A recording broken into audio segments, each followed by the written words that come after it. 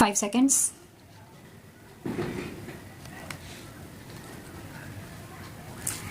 Export competitiveness, however, is only a function of the competitiveness of the entire economy. The poor state of our infrastructure is reducing our export competitiveness. The government has given the highest priority to the development of our infrastructure. Our various initiatives in his regard will start bearing fruit very soon. We have taken decisive action to speed up clearances for power projects and to expand and upgrade our airports and ports. The task force on infrastructure has formulated an ambitious national highway development project which I inaugurated in Bangalore earlier this month. Speed of movement of goods within the country and their shipment outside the country is critical for the success of our export efforts. The task force will soon present to the government an integrated national transport policy whose aim will be to create fast communication links for people and goods. Cheaper and reliable telecommunication links with the rest of the world are crucial for increasing the competitiveness of Indian exports. A new telecom policy is now on the anvil. One of its major objectives is to rapidly increase tele density all over the country.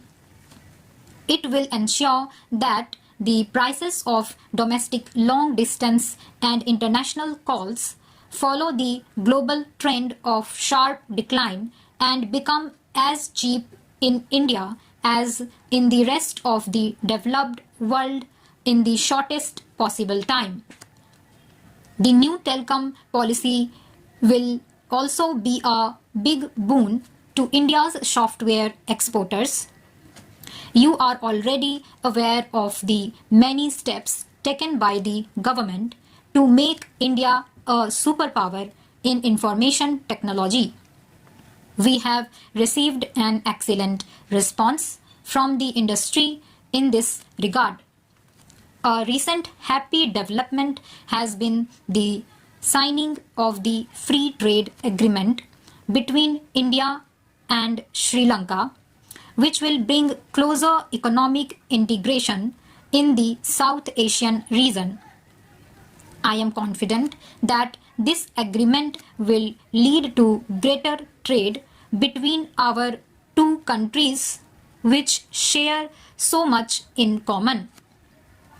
It will also lead to similar initiatives with our other neighbors in South Asia so that this region can become a closely linked economic region with benefits flowing to all the countries.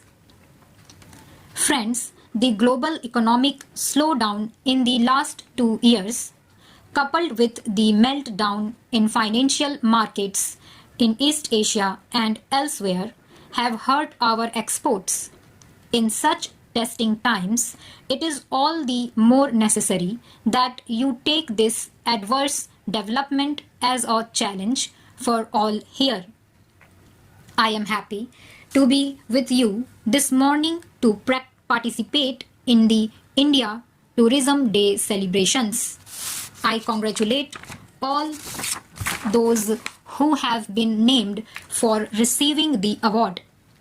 I call upon others to emulate the examples set by the award winners. Redouble your efforts with a healthy competitive spirit and work hard to achieve excellence in attracting more tourists, both domestic and foreign. We all know that tourism generates many more jobs for relatively less investment. It is capable of creating large-scale employment opportunities, particularly in rural and backward areas where there are many attractive sites for tourists. It is potentially the biggest generator of foreign exchange. It is a non-polluting industry. While foreign tourists generate goodwill for India around the world, domestic tourism is a powerful contributor to the cause of national integration. The government has therefore accorded high priority for the development of this sector through appropriate policies and programs. Tourism has often been misunderstood as an elitist activity without realizing its economic, social, and civilization significance. Travel from one place to another for the purposes of pilgrimage, pleasure, experience, education, and business is not the exclusive privilege of any class of society, but a universal phenomenon. Tourism brings together people of different cultures and regions and fosters better mutual understanding. For doing this effectively and durably, it demands conditions of peace. It is therefore rightly said that tourism is the greatest peace movement in the world.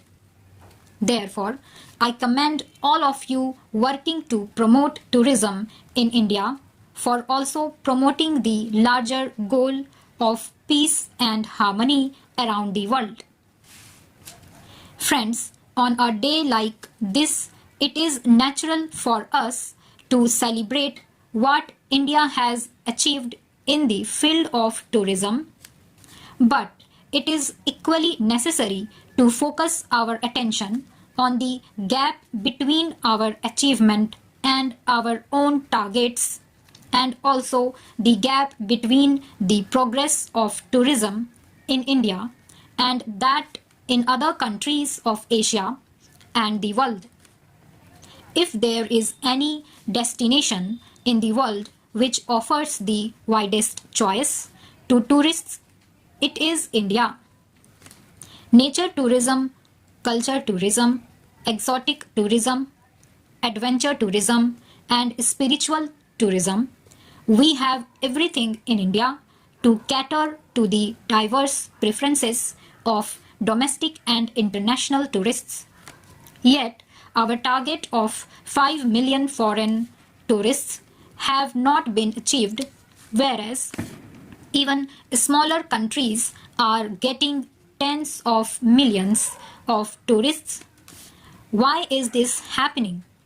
I readily acknowledge that, as in the case of other industries, inadequate infrastructure is a major constraint in the development of tourism. The infrastructure for tourism includes not only hotels, restaurants, and other site facilities, but also basic amenities.